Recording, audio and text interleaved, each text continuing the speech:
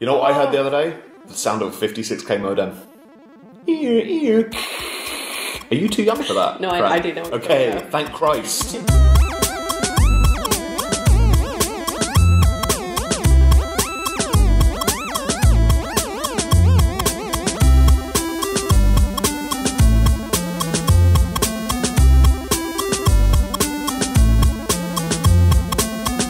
You like video games. You don't like video games. I love video games. You don't like recent video games. I don't like recent video games. You like video games like, you know, like the abstract, like back in the day. Okay, back in the day things were better. When was the day, Toby? 1989 through 1999. Okay, so the whole transition to... We had 10 years of good. The kind of transition when PlayStation 1... Well, PlayStation 1 and... PlayStation? Well, that was like 97, right? So you went from... Early Sega, PlayStation. Yeah, early PlayStation. You've got, Sega Genesis, you've got... SNES. Yeah. You got the end of the NES era. End of the NES. Yeah. So why was that so great? It was so great because things... I think it's because I was young, Fran. All my joints hurt at this point. So it's not the... it's not the games that have actually gotten worse. Oh no, games have 100% gotten worse. Day one DLC. Okay, my issue is that all the companies that I used to love now churn out garbage. That Mario game after Mario game. We'll go on to that in a second. But why was the old games good? Well, the old games were good. One, because they couldn't fit so much onto the cartridge, so they used this artificial difficulty thing so that everything was a challenge, so that they would extend the length of their 2-hour game into like a 25-hour marathon. See, I thought what you were going to say is the problem was that everything on the like there was limited space on the cartridge, so they had to make what was on the cartridge good. Instead, you're like, oh, difficulty. Difficulty is a big factor in why those games were good, though. It says the guy whose favourite game is Dark Souls. Yes. So that's an understandable. Yeah, there we go. Okay, oh no, you were trying to assassinate my point, and instead proved it. But what a surprise! But why were they better? Why is, say, Mario of the day better than Mario of the now? I think a lot Bear of in mind, Cat Mario was your game of the year. Cat Mario was my game of the year, but that's because it was a weak year. But yeah, why were the games of then? Okay, the games of now? Take Super Mario World. Okay, it's just Super Mario 3. Okay, it's got the same sort of jumping physics, the same sort of short but sweet level design. Everything's very understandably Mario, and it's within sort of the boundaries of the franchise. Whereas you take something like Cat Mario, and I mean, while it sticks to that sort of format, and Cat Mario was a definite return to that sort of format, the fact that we now get, 7-8 Mario games a year really undercuts how special it is. The thing with Nintendo is they're having a rubbish generation in terms of this console. I mean, the 3DS is doing well. I was going to say, they still ruin handhelds. But like, the Wii U is just not, it's not, from a financial perspective, doing very well. I don't know, man. Okay, I thought, look at my Space Invaders. Look at my Soup Invaders. Soup Invaders? Soup Invaders. I want some soup. Anyway, point being. Okay. Mario Kart 8 has boosted the sales of the Wii U by 666%. From like Number of the beast. From 1 to like 6. Now there's 7 of us that have them. I don't know, maybe that's the kind of plan they had for the generation. Admittedly, it's just not doing well compared to the other two. I mean, even looking at like the Xbox One and the PlayStation 4 sales, they're still selling better in terms of They don't have numbers. Nintendo don't have to do well at the moment though. They could they have enough money in the bank that they could stay making the same losses that they're making, these same huge crippling financial losses, and still be in the black until 2052. That's 40 odd years to set their shit straight. I love how in journalism you can say these things without backing them up by facts. Oh no, I'll cite it. You're going to cite it. Point being, anyway, the point was, you were saying that Mario Kart 8 has boosted the sales. Yeah. Do you think then that the Nintendo model currently is, instead of having a great launch lineup, they're just doing it as a slow burner and keep releasing big games? You've got Mario 8, you've got Smash Bros coming later on in the year, and previously you had the Zelda rehash, you've had Cat Mario. It seems literally calling it a rehash. Not saying it's an HD remake, no, it's a rehash because it's Nintendo. No, I mean, okay, look at the Wii, okay, it was about as powerful as a GameCube, graphically. And it sold 100 and... Yeah, I know it sold 100 and whatever, crazy numbers of but everyone else was moving on, and you can't trail by that much, so they had to get something out. And then Nintendo, they can't just be like, yes, but they got we will something make out a more motion control. No, they had to make something innovative. But they got something out that wasn't technologically not even top tier, mid tier. I mean, if you look at the specs on the Wii U, it's just it's not great. It's just a 360 with a tablet. Exactly, that's the thing. They instead of taking the step forward, they took a step to catch up, and as a result, because they were trying to catch up, they're actually falling behind. Well, this is okay. If you look at what the SNES was to the Mega Drive, the SNES was more powerful in every way except for the blast processor. But like, it was that power that put Nintendo over the edge, and I feel like they've forgotten that. So you think current games are rubbish? No. Well, but if you did, comparatively, I mean, I think we've got a long way to go before. Like, I mean, things look about as good as they're going to get, right? So you don't think you don't think things are going to get better? I think things probably will get better. I just think that we're in a bit of a lull at the moment. But you thought that last year as well. Yes, it's a long lull. Okay, I've been stuck in a rut for 25 years. Well, there's your problem. I don't think that's a problem. I don't know. I think the future of gaming is going to be interesting. I don't know if graphically things need to go too much further. I've actually heard that they can make people look like people, but we as people, I've said use the word people to me. We as humans, we get uncomfortable watching stuff where they actually look like humans. I get uncomfortable watching things that are too realistic. Exactly, this is why I like cartoons. But that's why you have this like pseudo-realism, like graphics get better and better, but it's never quite, it's still obviously I was going to say, like, you see a Quantic Dream thing, you're like, that looks pretty good, but I can tell already that, like, I can see some of the polygons. Yeah, that's the point. Yeah. But in terms of the future of gaming, I mean, we've had, in the past, for example, Sega, who used to be a big console giant. Sega. Okay. Anyway, you've had them fall under. Yeah. That's because I got your back there. You were just like, yeah. That's because they released a shitty console that was ahead of its time. It was not a shitty console as opposed to Nintendo, who've got a shitty console that's behind its time. Point being, they've gone under. Do you Nintendo, number one, are having a tough time with consoles, not with handhelds, just with they are consoles. I think they're having a tough time. They're having a bit of a tough time. But at the same time, I don't think that, like, looking at how they're improving. I mean, they're the innovators. Like, look at what they're doing. Like, they do motion controls 2.5 weeks later. Sony's like, shit, gotta get on that. But they do a tablet. Fuck, make everyone's smartphones work with it. It's exactly the same. I can understand that, and that is a fair point.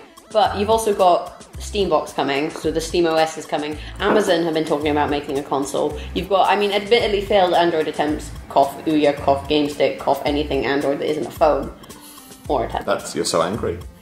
Anyway, point being, like, there is space for a company to do what Microsoft did. Microsoft weren't in the console market until... No, but they also have more money than God. So did Apple. Yeah, but do you really want to pay... Like, if Apple did a games console, it would go the same way as their phones. They'd do less, they'd cost more. What about Valve? That's what they're trying to do. Yeah, the Steam OS that they're talking about, though, it's not going to be a console. It's going to compete with... Yeah, they're going to compete with consoles, but they're putting a small PC in your front room that works for the television. Yeah, for them it's like a half and half. But if they came out and decided to come out with a console, that could be big. It could be big, but they'll never do it. How do you know? How do you know they won't try and take their Steam market? Because I've seen in a dream to the console market. Gabe's face come down and say, 400 million people have died since the release of Half-Life 2. 400 million people will never see the release of Half-Life 2. So what you're saying is Gabe, they need to do the blood is on his hands. They need to do Half-Life 3 before they do a console. Precisely. Is that what you predict? Yes. I don't think they're ever going to make Half-Life 3. Good. Because it's too hyped and they will basically... Well, it will never be what people want it to be. This is the thing about like Half-Life games. They come when the technology's ready. They come at their own pace. Like you. Not that I would know. No, of course you wouldn't. Okay, so... Like, Half-Life 1 came in and it was like, holy shit, look at this full 3D, story-driven FPS, genius. Half-Life 2 came in, physics engine. We need something new to sort of take off before Half-Life 3 can even happen. Is that what you feel? Volumetric water, for example, could be huge, like fluid dynamics, or like if the Oculus Rift became a thing, it could be like the first game to really take advantage of the Rift, or... They need something before they'll be like, yeah, I guess we'll just make a new one, don't worry about it. Like, they're not Call of Duty. Mm-hmm. Like, they're not in it for that. Well, they are. But you don't think they could compete in the console market if they wanted to? At the moment, the names that are established are too much. The price is too high. If they were going to compete, they'd have to undercut everyone in price and make it work a lot better and probably give you access to your Steam. You mean like what they did in Steam? Yeah, exactly like what they did in Steam, except with... Well, let's face it. Because if you think about it, like, at the moment... the third-party developers are kind of under the thumb of Microsoft and Sony. They have to kind of adhere to their rules. If Steam came along with slightly more lax rules, do you think people like Ubisoft and EA and these smaller publishers and smaller developers would switch. But this is the thing, it's not Steam's rules that fuck you, it's the double DRM. Take Watch Dogs, for example. It wasn't Steam that wasn't working, it was Uplay. Or take Battlefield, for example. It wasn't Steam that wasn't working, it was Origin. It's when you have one DRM and then you get another DRM and you're just like, hey guys, let's not let them into the servers, yeah? Like, they're literally, like, it's like having a pair of bouncers. Like, you can smooth talk one bouncer, you can give him 20 quid and he'll let you in to the club, because I obviously know about these things. But you can't smooth talk two. You can't smooth talk two, because one will be like, oh, Baz, don't let him in, look at him, look at his beard, fuck this guy. I once ended up talking to a bouncer who used to play RuneScape. That's not a point. Really? Did he used to hang around Varrock, not letting people into the anvils? Do you use GOG? Good old games. Yeah. Okay, what's your favourite GOG game? They've got quite a lot. Yeah, I know. They've got a lot of like the. But I'm asking you what your subjective. You know, like the Monkey Island and Simon the Sorcerer kind of like that style of games. Adventure games. Yes. They're not as good now. Like you can actually get, for example, King's Quest. Oh my god. Because they've remade them. Because before it was like you had to type and it was like walk left, walk forward, stop. And if you kept walking forward, you fell into them and got eaten by crocodiles. Now, like basically, fans decided that actually these games were great, but they were completely and utterly like gated by their control system. Yeah. That no one really played them because of the control system. Well, it's like Zork. Exactly. So they made point and click for it. So they remade them in like a point and click style, and that is why the future is great, because we can remake old irritating games. Nice. So what you're saying is that we don't need to move on because we can just keep on rehashing the same thing over and over. Isn't that what Nintendo does? Yes, they're my favourite. Well, because they keep because you can live in the past. I love living in the past. We figured it out. I didn't have bills to pay. Or mouths to feed. It's like how they've announced this, was it the GameCube thing? The GameCube adapter for the Wii U. And now they're just going to rehash a bunch of Wii U games. Not Wii U. GameCube games. And you're going to buy them all again. Despite the fact you already own them and probably a GameCube. Yeah. But can I play them in glorious upscaled HD? No, I can't because I don't have an HD TV. Oh, there's your answer. Have you played Little Pink Best Buds yet? I thought you were going to say Little Big Pink Penis for some reason. No, I have no idea what you're talking about. Little Pink. Oh, okay. So Pendleton Ward did this thing for, like, he pitched a bunch of game ideas and then people voted on them. And the one that's getting made is Little Pink Best Buds, and it's fucking amazing. Okay. Like, what's your character? have you ever played Facade? It's a game where you go to a dinner party and like you type to people and they tell you about how their relationship's failing. Oh, Toby, this is your replacement for a social life, isn't it? I have a social life. I come here. And then you go home and play Facade and type to people in a fake dinner party. Trip and his wife need me. What was your point about this new game, Little Big Pink Penis? It's called Little Pink Best Buds. Close enough. No. Is your penis not your best bud? Well. There you go. I mean, we hug enough. Tell me about the game. Okay, so you type to these little pink guys, and then sort of the story unfolds, and there's like 30 of them, and it's in pre-alpha at the moment. But like the story is like there's this huge overarching story apparently, and you learn the story by talking to these guys, and it's super scary. Like it's so cartoony, and it looks like Adventure Time, like a 3D Adventure Time sort of world, but everyone's tiny and pink. And there's this house, and you can go to the house. It doesn't really matter. But then they stab you to death. Spoilers. Okay. Yeah. But no, like, it's super early alpha. This might not be the story. And there's like a mouth in the ground that's like, kill me. So it's like a horror game in the style of Adventure Time. Yeah. With little pink things. Yeah. Okay, and that's what video games is today. Yeah. And I've never seen anything encapsulate the video game industry better than an unfinished indie game with stylized graphics which doesn't really work. That's what the games industry is today. How'd you find the coffee? It was good. It was pretty good. I mean, we got sent it actually by a company called Bean and Grounds. Bean and Ground at beanandgrounds.co.uk.